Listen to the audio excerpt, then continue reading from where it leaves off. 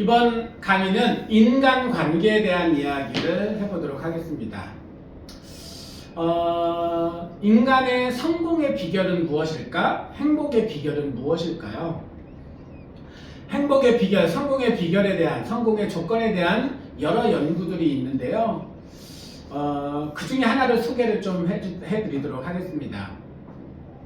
세계적인 석학 가운데 한 사람이 시카고 대학의 미하이 칙센트 미하이 교수예요. 몰입으로 아주 유명한 분이죠. 몰입의 세계적인 대가입니다. 그리고 프린스턴 대학의 윌리엄 데이먼 교수, 그리고 하버드 대학의 하워드 가드너 교수가 있습니다. 이 세 분이 각각의 한 분 한 분도 훌륭한 분들인데, 세 분이 공동 연구를 진행을 합니다. 그 연구의 주제는 성공의 조건이에요. 그리고 이 세 분의 연구의 결과에 대해서 세 가지로 결론이 내려졌어요. 첫 번째는 자신보다 더 큰 의미를 추구하는 사람이 성공적인 삶을 살더라.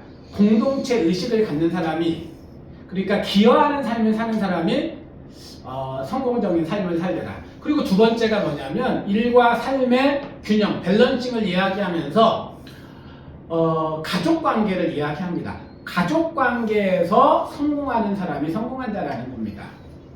그리고 세 번째는 멘토를 이야기합니다. 한두 사람의 마음을 나눌 만한, 깊이 있는 이야기할 만한, 꿈을 공유할 만한, 비전을 공유할 만한 멘토가 있는 사람이 성공한다라는 거예요. 행복하고 성공한다. 자, 셋 다 뭐와 연결되어 있죠? 바로 관계와 연결되어 있다는 것을 알 수가 있습니다. 아주 유명한 다른 연구도 있습니다. 하버드 대학의 85년간의 종단 연구라고 하는데요. 연구자는 바뀌고 있지만 지금까지도 계속해서 같은 주제로 연구를 진행하고 있는 것이 있습니다. 그 연구의 주제가 인간의 행복은 어디에서 오는가예요. 그 결론을 한 문장으로 이야기하고 있습니다. 그 연구팀에서. 행복은 좋은 관계에서 온다는 겁니다. 관계가 좋아야 행복하다입니다. 오늘 강의하려고 하는 이 인간관계만큼 중요한 게 없다라고 말할 수 있겠죠. 우리가 궁극적으로 성공을 꿈꾸고 성공한 삶은 행복한 삶입니다. 행복해야 성공한 거니까요. 그 행복의 바탕에는 인간관계가 있다라는 걸 알 수가 있습니다. 그 중에서 오늘 가족관계에 대한 이야기, 그리고 어떻게 하면 가족 간의 좋은 관계를 맺기 위해서 그 중심에는 신뢰라는 단어가 있는데요. 그 신뢰감을 쌓는 방법과 비결에 대한 이야기를 좀 나누도록 하겠습니다. 오늘 강의 주제가 밑에 보니까 꿈의 크기는 관계의 크기와 일치한다라는 말이 있는데, 관계는 나로부터 시작해서 가장 가까이 있는 가족관계, 친구관계, 그 다음에 친척이나 이 사회와의 관계, 더 나아가서 지역사회를 넘어서서 국가와 민족도 관계를 맺고 있고 이 세상과도 관계를 맺고 있는 겁니다. 그런데 내 안에서만 사로잡히지 않고 가족관계로 넓히고 사회로 넓히고 국가와 민족으로 세상으로 넓혀갈수록 꿈의 크기는 커져간다는 것을 말하고 싶습니다. 오늘 그 중에서 가족관계 이야기인데요. 그래서 인간관계의 대전제는 뭐다? 인간관계의 크기가 꿈의 크기와 일치한다는 거예요. 나로부터 시작해서 가족, 친구, 사회, 더 나아가서 국가와 민족, 세상에까지 이렇게 연결됩니다. 이렇게 꿈을 키워가기를 바랍니다. 오늘 강의의 주제는 가족관계인데요. 인간관계는 상호 신뢰가 바탕입니다. 만약에 신뢰를 잃으면, 믿음을 잃으면 어떤 일이 일어날까요? 믿지 못하는 일이 일어나고, 갈등이 일어나고, 다툼이 일어나고, 싸움이 일어나겠죠. 결코 함께하는 사람들 안에서 행복을 누리지 못할 겁니다. 신뢰라고 하는 것은 이렇게 설명할 수 있어요. 신뢰라는 것은 은행의 계좌와 같다. 다시 말하면 은행의 계좌 중에서 믿음의 믿음이라고 하는 것이기 때문에 감정은행의 계좌와 같다. 근데 은행의 계좌의 특징이 무엇이죠? 은행의 계좌는 입금과 출금이 가능하다는 거예요. 입금해서 돈을 예금을 하고 출금, 인출을 해서 돈을 뺄 수도 있다는 겁니다. 그래서 항상 잔고가 남아요. 돈을 입금을 하면 전에보다 더 잔고가 커질 것이고 출금을 하게 되면 잔고가 줄어들게 되겠죠. 마찬가지입니다. 감정은행의 계좌도 예입과 인출이 가능하다는 것입니다. 인간관계에서 구축하는 신뢰의 정도가 높아지면 어떤 일이 벌어져요? 의사소통이 쉽고 즉각적으로 이루어지고 효과적으로 된다는 겁니다. 신뢰라고 하는 것에 의해서 감정은행의 계좌에 예입된 양에 의해서 우리의 의사소통의 정도가 결정이 된다라는 걸 알 수가 있습니다. 그래서 오늘 어떤 얘기를 하고 싶냐면 인간관계에서 가장 기초가 되는 신뢰를 쌓기 위해서 감정은행의 계좌에 예입을 해야 하잖아요. 어떤 것들을 하면은 가족 안에서 예입할 수 있을까? 계속해서 다툼이 일어나거나 싸움을 하거나 믿지 못하거나 거짓말을 하거나 뭐 이런 일들을 하게 되면 출금의 행위가 계속 일어날 것이고 또 어떤 행위를 하게 되면 또 이렇게 예입의 행위가 되어서 잔고가 올라갈 거예요. 그리고 잔고가 올라간 상태에서는 잔고가 충분한 상태에서는 약간의 인출의 행위가 있다고 하더라도 표가 별로 안 나요. 하지만 지금 만약에 내가 감정의 계좌가 마이너스야. 그러면 좋은 말, 칭찬의 말, 인정의 말 하더라도 받아들이기 어려울 수도 있어요. 그동안 빼간 것이 하도 많아서 눈치를 보거나 왜 저런 말을 하지? 뭔가 나에게 기대하는 것이 있는 거 아니야? 라고 아니면 또 다른 생각을 가질 수도 있다는 겁니다. 그래서 평상시에 잔고에 감정은행의 계좌에 충분한 예입이 있어야 된다라는 걸 이야기하고 싶습니다. 첫 번째는요, 상대에 대한 이해심, 그러니까 이해의 마음을 가지고 접근하면 감정은행의 계좌에 입금이 된다라는 걸 알 수가 있어요. 그래서 그 방법 가운데 하나는 상대방이 중요하게 생각하는 것을 나도 중요하게 생각해 주는 거예요. 근데 상대방이 중요하게 생각하는 거 왜 저런 걸 중요하게 생각하지? 무시해버리면 인출의 행위가 되겠죠. 그래서 성경의 황금률은 남에게 대접을 받고자 하는 대로 너희도 남을 대접하라 이렇게 이야기하고 있습니다. 그래서 상대방을 한 사람의 인격체로 깊이 이해해주고 내가 이해되어지고 싶은 것과 똑같은 방법으로 이해해줄 때 감정은행에 잔고가 쌓이게 된다 이렇게 말할 수 있습니다. 상대에 대한 이해, 상대방의 입장에서 생각해보는 것, 이것이 감정은행의 계좌에 입금하는 행위. 자, 두 번째로 가볼게요. 두 번째는 사소한 일에 대한 관심. 친절과 불손함은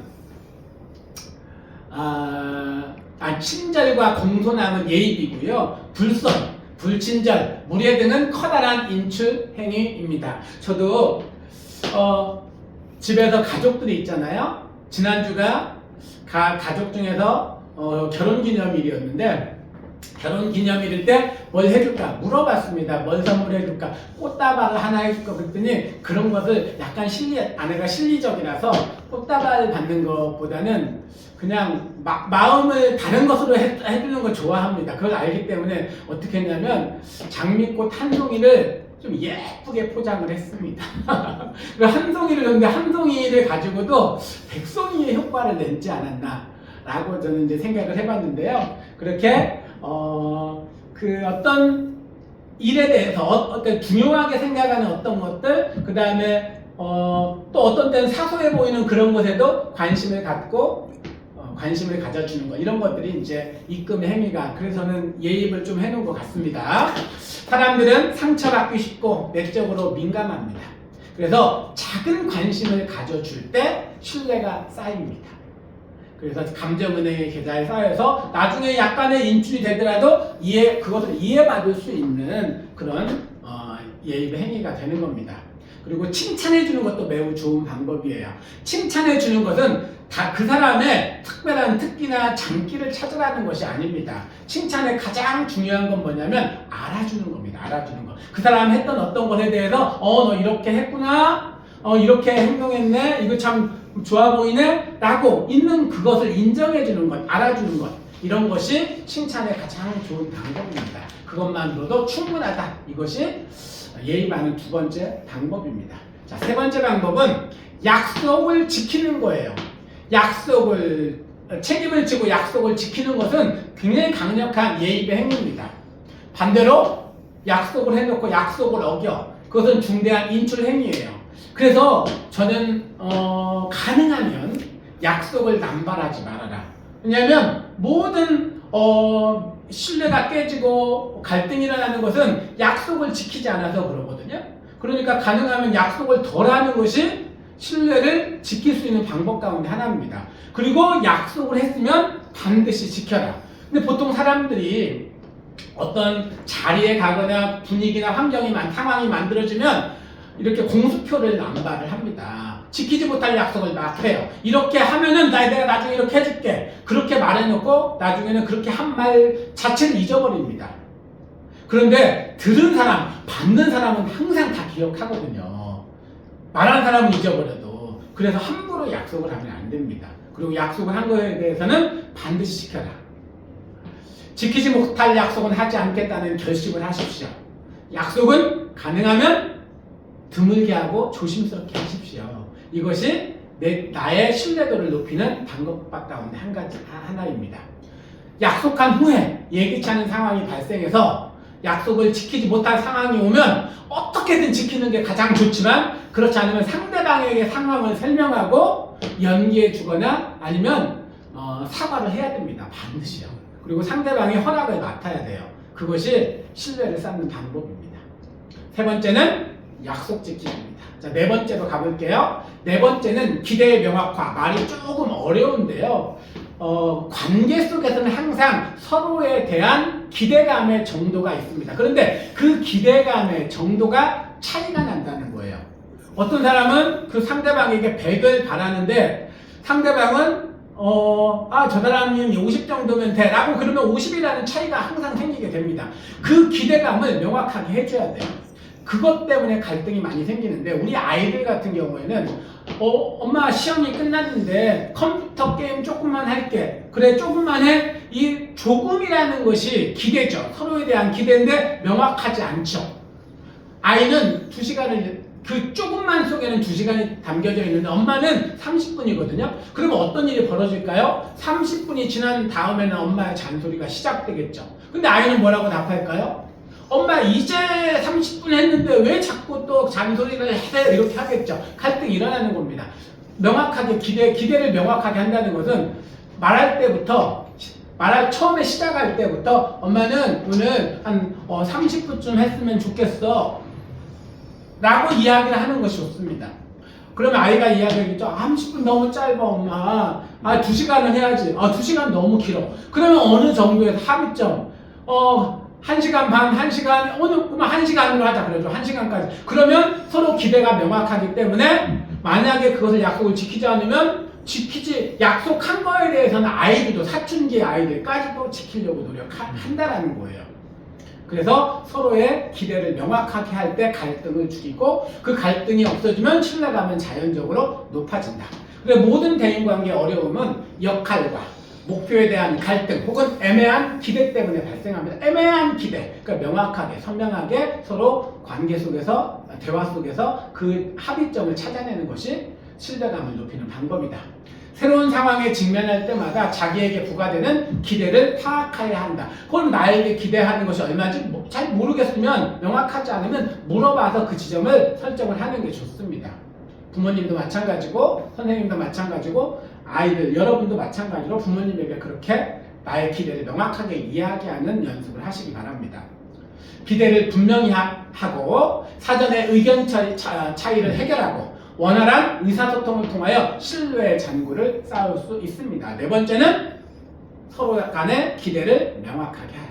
다섯 번째는요, 언행일치입니다. 참 힘든 말입니다. 어려운 말이기도 해요. 말과 행동의 일치. 우리 부모님들이 많이 실수하는 것 중에 한 가지는 아이들이 하는 얘기예요. 왜 나한테 책 읽으라고 해놓고 엄마는 드라마 보고 있어. 이런 거죠. 참 어려운 이야기지만 지키려고 노력하는 거.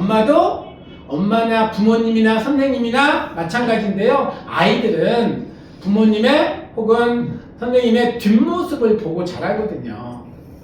어떤 아이들의 행동을 변화시키고 싶다면 그 변화될 그런 모습이 담긴 부모의 뒷모습을 보여주는 것이 답이다라고 생각을 합니다. 언행일치라는 것은 약속 지키는 것, 그리고 서로 간에 기대했던 것들을 충족시켜주는 것이 언행일치입니다. 조심해야 될 게 뭐냐면 그 자리에 없는 사람에게 충실한 겁니다.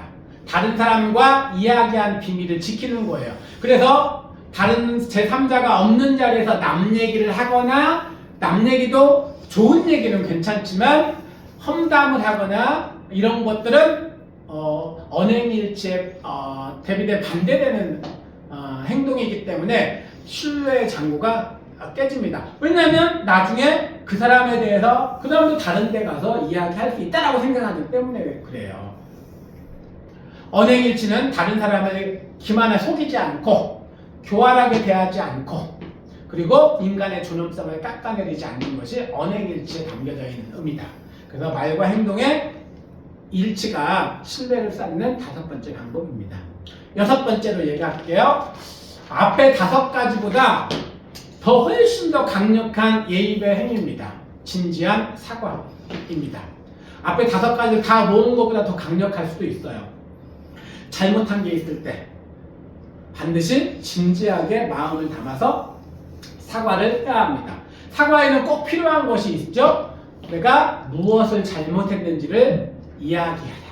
그리고 그것을 진심을 담아서 이야기하라. 그리고 향후에는 어떻게 하겠다라는 약속을 담아라.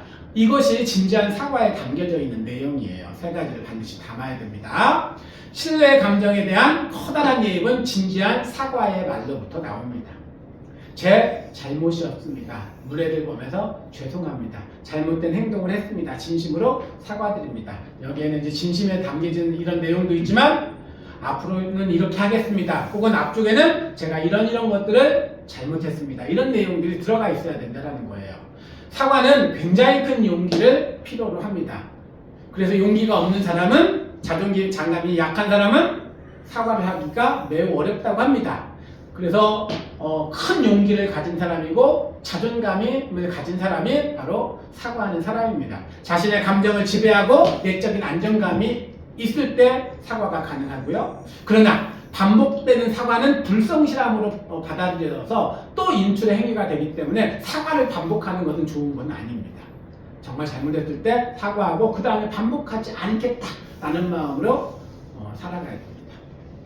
6가지를 이야기했어요. 우리 마음속에 감정은행 개별화는 관점을 갖는다면 신뢰를 통한 대인관계 승리를 만들 수 있습니다. 더 독립적이고 더 주도적인 삶으로 성장해 나갈 것입니다. 인간의 성공과 인간의 행복한 삶의 비결이 관계에서 비롯된다고 했죠. 그 중에서 아주 중요한 관계 중 하나가 가족 간의 관계인데 가족 간의 관계 속에서 신뢰를 쌓으십시오. 바로 감정은행 계좌라는 곳에 차곡차곡 쌓아가다 보면 어느 때 인출의 행위가 있더라도 그것들이 서로 간에 이해할 수 있는 그런 마음의 감정의 정도가 되기 때문에 평상시에 신뢰의 감정의 계좌에 이 예입을 많이 해놓아야 됩니다. 자, 지금 들은 것을 가지고 새롭게 알게 된 점은 무엇인지, 배운 것을 실천에 옮길 것은 무엇인지 써보도록 하겠습니다.